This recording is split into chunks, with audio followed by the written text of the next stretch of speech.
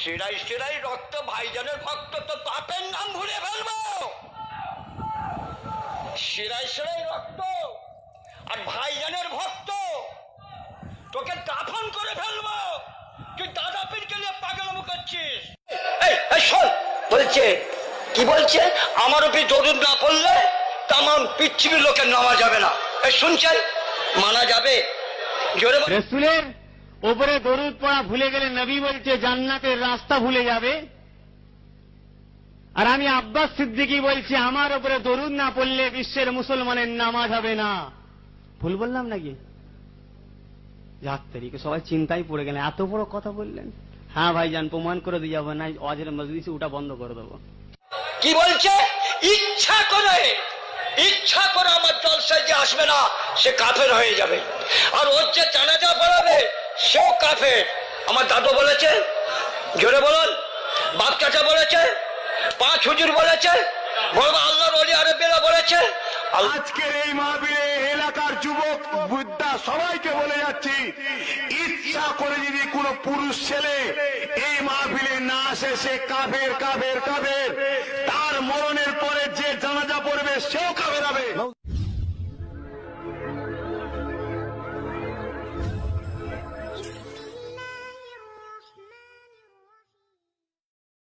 ফুরফুরা শরীফ এমন একটা জায়গা, মুজাদ্দিদ দাদু হুজুর তারপর জুয়ালিয়ার জায়গা। ফুরফুরা শরীফকে নিয়ে যদি আমি রাজনীতি করতে চাই, ফুরফুরা শরীফকে নিয়ে আমি যদি পাগলামো করি, ফুরফুরা শরীফের ভাবমূর্তি খারাপ হবে, তোর দাদা পীরের ভাবমূর্তি খারাপ হবে, সিলসিলার ভাবমূর্তি খারাপ হবে। ও জাহান্নামায় চলে গেছে, জাহান্নামায় চলে যাক, ওর পাল্লায় পড়ে তুমি আমি জাহান্নামায় যাব না।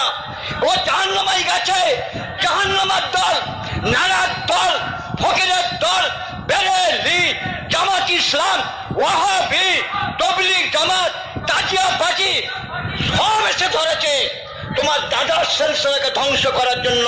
মেনে দেওয়া যাবে? মানা যাবে? সাবধান। রাগ হচ্ছে নাকি? ওই দল আছে নাকি? ওই দল এখানে আছে নাকি? দাফন কাফন করে ফেলবো। ছোট হুজুরের বাচ্চা আমি। আমার আব্বার নাম ছিলেন মোহাম্মদ জুলফিকার আলী সিদ্দিকী। হযরত আলী রাদিয়াল্লাহু তাআলা তলোয়ারের নাম। এ বাবাজি, 10টা 20টা ভাই যদি বিগড়ে যায় একাই সোজা করে ফেলবো। তোমার দাদা হুজুরের ফয়েজে, রাসূল পাকের কদমে, আল্লাহর মাদাতে। বলুন না সুবহানাল্লাহ। শুনছো? ছাড়ো পাগলামো, জায়গায় থাকো, আল্লাহ বাঁচাবেন। কদিনের দুনিয়া, ছেলে খেলা করতে আল্লাহ পেটিছে নাকি? রাগ হচ্ছে নাকি? বাপ রাগ করছে নাকি? শিরাই শিরাই রক্ত ভাইজানের ভক্ত তো বাপের নাম ভুলে ফেলবো। শিরাই শিরাই রক্ত আর ভাইজানের ভক্ত, তোকে দাফন করে ফেলবো। তুই দাদা পীরকে নিয়ে পাগলামো করছিস। হ্যাঁ, মাথায় টুপি দিয়ে ফুরফুরা শরীফের দিকে দরবার থেকে যাচ্ছিস, আর কি আওয়াজটা দিচ্ছিস? লড়াই লড়াই চাই, লড়াই করে বাঁচতে চাই, লড়াই লড়াই লড়াই চাই, লড়াই করে বাঁচতে চাই। মেনে দেওয়া যাবে? এই জোরে বল। বাপদাদা শুনেছে, তোদের মুরব্বীরা শুনেছে। হ্যাঁ, কি ভেবেছিস আল্লাহ যদি তোকে বাঁচাই বাঁচবি? দাদা হুজুর আমার একানা সকলে, জোরে বলুন। তোর দাদাকে নিয়ে কি করছে রে? তোর আমার সকলের দাদা, এই দাদা হুজুরকে নিয়ে কি করছে রে? হাটে বাজারে, চায়ের দোকানে, মাথায় বসে বাধ্যতার সামনে পেঁয়াজির কথাবার্তারা মানা যাবে? জোরে বলে। তোদের বাচ্চারা যখন ফুরফুরা শিবে আসতেন, দাদা পীরের মাজার জিয়ারত করে 5 হুজুরের কাছে বসে যেতেন, 5 হুজুরের কাছে দোয়া নিয়ে ফয়েজ নিয়ে চলে যেতেন। বলুন সুবহানাল্লাহ। আর তোদের অবস্থা দেখছি কি? তোদের বাচ্চা চাচার লাফড়াই ছিল না, তোদের বাপ চাচার এত লাফড়াই ছিল না, এত বাজে কাজে ছিল না। তারা আসতেন দাদা পীরের মাজার জিয়ারত করে 5 হুজুরের কাছে বসে দুয়ার ভয় দিয়ে চলে গেছেন। বলুন না সুবহান। বলা ভুল হচ্ছে? কারো গায়ে লাগছে? কারো কষ্ট হচ্ছে? ওই দল আছিস নাকি রে? হ্যাঁ, খুব বুঝে সুঝে চলতে হবে। এই সব রকম জাতির মানুষ তোর দাদা পীরের কাছে এসেছে, আর পাগলামো করবি তোর মুয়ে মুতে দেবে, তোর মুয়ে মুতে দেবে। নারার দল আসবে, ফকিরের দল, ইরা এসছে, এরা আসবে না? দেখতে পান এতখানি করে জুব্বা, এতখানি করে জুব্বা লাগিয়ে নায়কের সামনে চিল্লা চিল্লা বক্তব্য রাখছে। ওকে লোক চিনবে, ও চিহ্নিত হবে, ওর দাওয়াত হবে। তোর মুখে মুড়ির ঝাঁটা মার। তুই আমার দাদার সেলসিকে ধ্বংস করে ফেললি। তোদের কাছে আল্লাহ পাক কিয়ামতের ময়দানে সাধারণ মানুষের আগে বিচার হবে আলেমদের। তোদের মুখ থেকে ঘাট থেকে ধরে আল্লাহ জাহান্নামায় এইভাবে ঢুকাবে ফেরেশতাকে দিয়ে। বলা ভুল হলো? জোরে বলুন। আওয়াজে নাকি রাগ হচ্ছে নাকি? খুব রাগ হচ্ছে মনে হচ্ছে, মনে হয়। হ্যাঁ, ইউসুফি জন্য রাগ হয় না তো? আমি বাস্তব সত্যটাকে বলছি। হ্যাঁ, শোন, বলছে কি বলছে? আমার উপর দরুদ না পড়লে তামাম পৃথিবীর লোকে নেওয়া যাবে না। এই শুনছেন? মানা যাবে? জোরে বল না, মানা যাবে? তোমার এ কথা আমার দাদু বলে না, বড় ভাই আল্লাহর ওলি আরবিল্লাহ বলে না, আল্লাহর মাহবুবরা বলে না।